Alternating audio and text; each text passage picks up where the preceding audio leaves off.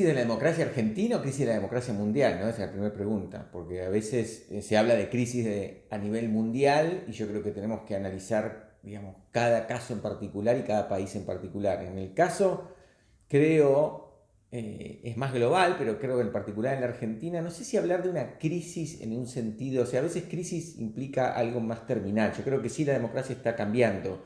Y creo que lo que en realidad está cambiando, a mi parecer, es un poco la manera en la que la sociedad entiende sus relaciones sociales, ¿no? O sea, eh, uno lo ve cotidianamente en su quehacer, que hoy, particularmente las generaciones más jóvenes, y creo que eso va a ir cambiando a medida que esas generaciones cada vez tomen más preponderancia en la toma de decisiones o inclusive en el porcentaje de la población que representan, eh, conciben a las sociedades en una manera más horizontal que vertical, ¿no? O sea, la horizontalidad como concepto de interrelación entre personas que toman decisiones y otras que no la toman está cambiando, eso es clarísimo. Y yo creo que eso sí, me parece, reconfigura y rearma la manera en la cual concebimos las democracias, ¿no? La democracia es un sistema en realidad de representación. Nosotros elegimos nuestros representantes cada X tiempo y esos representantes luego toman decisiones en función de esa representación, ¿no?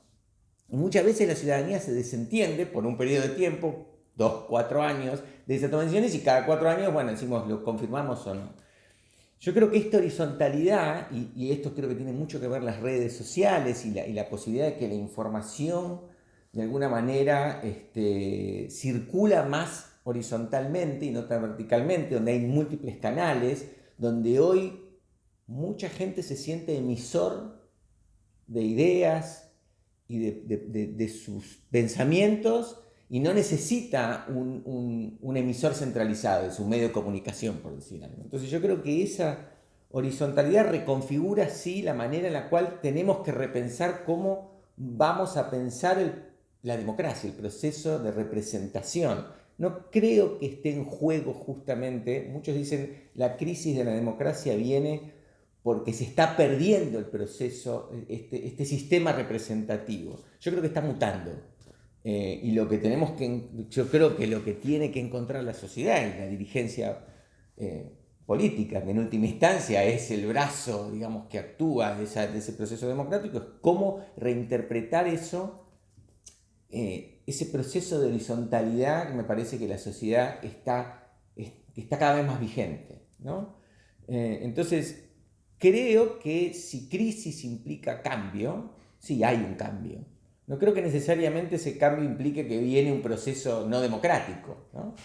Y yo creo que ese es un poco, que algunos lo interpretan como crisis, otros lo interpretan como, bueno, algún tipo de cambio. Me parece que nuestra dirigencia política tiene que adaptarse y tiene que empezar a pensar cómo va a representar ese nuevo paradigma que justamente tiene que ver con que estas nuevas generaciones nos conciben no tan verticalmente, sino más horizontalmente. Es decir, nuestro representante no es una persona que yo le pongo los votos y que decide por 4 años en forma unilateral sin concebir. Esta decisión ya es cotidiana. Entonces, y yo creo que eso se está viendo ¿no? en el sistema político, ¿no? El hecho de que hoy, hace 30 años, yo soy hijo de la democracia, ¿no? En un sentido, tenía 10 años cuando Alfonsín. Entonces fui criado en ese proceso. Entonces, las dirigentes o inclusive las personas que toman decisiones eran tomadas como referentes casi intocables, ¿no? El doctor Alfonsín, el doctor Menem. Hoy no son más, y uno, fíjense cómo ¿no? hoy concebimos a nuestra dirigencia política. Es Cristina, es Mauricio, es Patricia, por decir de algunos de los que están hoy, ¿no? Entonces, digo, eso hace que el sistema tenga que reconfigurarse. Mucha de nuestra dirigencia sigue concibiendo el proceso de representación en un modelo, me parece antiguo. Me parece que eso es lo que, por eso el sistema político dice estamos en crisis. No, no es que está en crisis, vas a tener que adaptarte a esta nueva configuración básicamente social. Creo que las redes y eso cumplen un rol muy, muy central en esto, ¿no?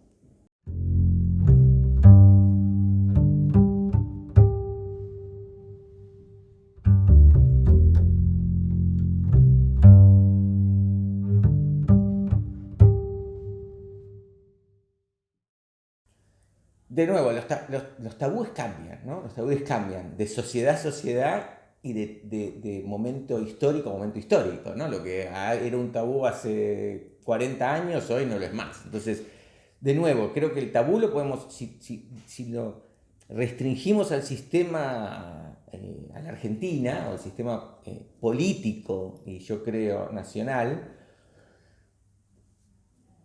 creo que hay un tabú que tiene que ver con, no sé si el tabú viene, creo que viene por parte del sistema propio político, ¿no? de nuestra dirigencia, que es, bueno, cómo ese sistema político, por ejemplo, se financia, ¿no? O sea, ¿cómo financiamos el sistema político? Hay otras sociedades que me parece que tienen más claro y pueden hablarlo más claramente el tema de que en un sistema político, vos siempre, en un sistema, pero en una sociedad, vos siempre tenés tensiones entre diferentes sectores de esa sociedad. Y esos sectores, si vos tomas algunos sistemas políticos quizás democráticos más afianzados, si querés, más antiguos, tienen, por ejemplo, lo que llamamos lobistas, ¿no? Tenés gente que va y hace lobby particular por determinados grupos. Eso en Argentina está totalmente prohibido, ¿no? Desde el punto de vista... pero ocurre.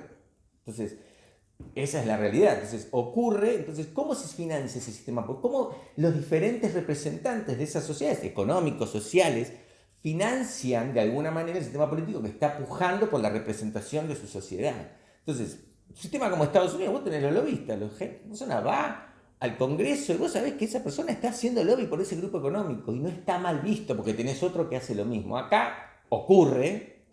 Y el sistema político se financia de esa manera, y lo que pasa es que cuando vos lo ocultás o digamos, queda sotoboche, obviamente en ese sistema ya empieza a haber se empieza a desvirtuar, ¿no? Entonces creo que eso es algo que el sistema político debería, como tabú, ponerlo sobre la mesa. Es decir, ¿cómo vamos a formalizar este sistema de financiación de nuestro sistema político, que en última instancia es un jugador central de la democracia?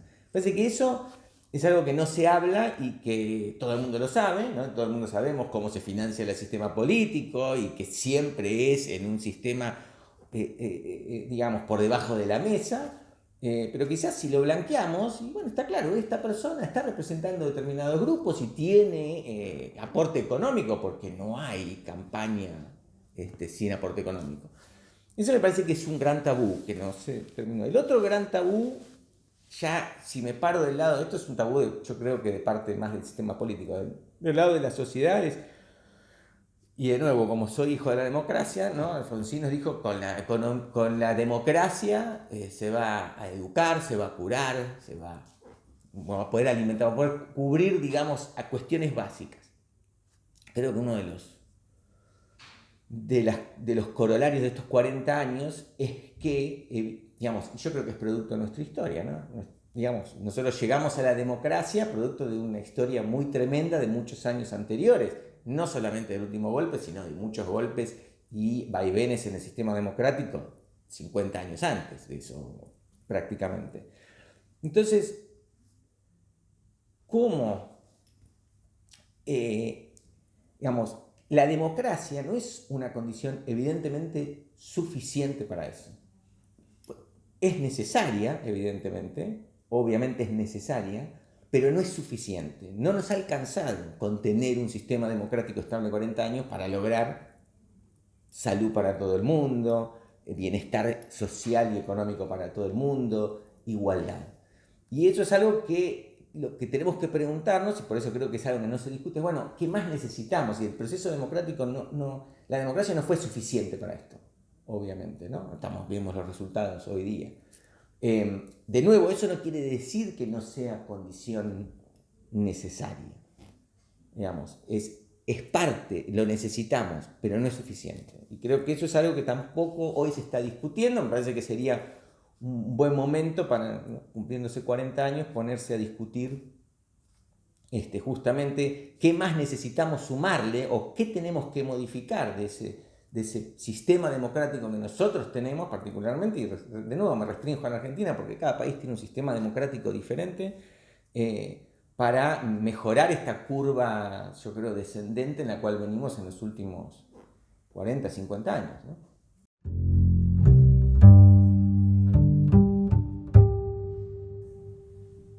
una pregunta dificilísima, porque digamos, es muy difícil, eso es hacer futurología, ¿no? Y yo vuelvo creo que a la pregunta, a la primera pregunta. Me parece que el porvenir, no veo, sinceramente no veo un peligro, por lo menos en el sistema argentino, un peligro en la democracia como concepto, ¿no? Como concepto que vos tenés representación de sectores de la sociedad, digamos, democráticamente, en el sentido que, bueno, votamos o elegimos, digamos, no veo un porvenir oscuro en ese sentido, decir, bueno, no, va a venir, vuelve un sistema no democrático. Creo sí que va a haber una reconfiguración de la manera en la cual pensamos nuestro sistema de representación, ¿no? ¿Cómo? Y no lo sé, digamos, no soy un cientista social, así que toco totalmente de oído. Me parece que hay un proceso que se está reconfigurando, que está muy impulsado por las generaciones más jóvenes, que justamente conciben que la representación tiene que ser diferente. No están diciendo que no haya representación, tiene que ser diferente. Y creo que va a venir probablemente por algún sistema digamos, en el cual la toma de decisiones más cotidianas esté sometida a escrutinio y no un proceso de cada 4 años, y eso va a reconfigurar de alguna manera el sistema.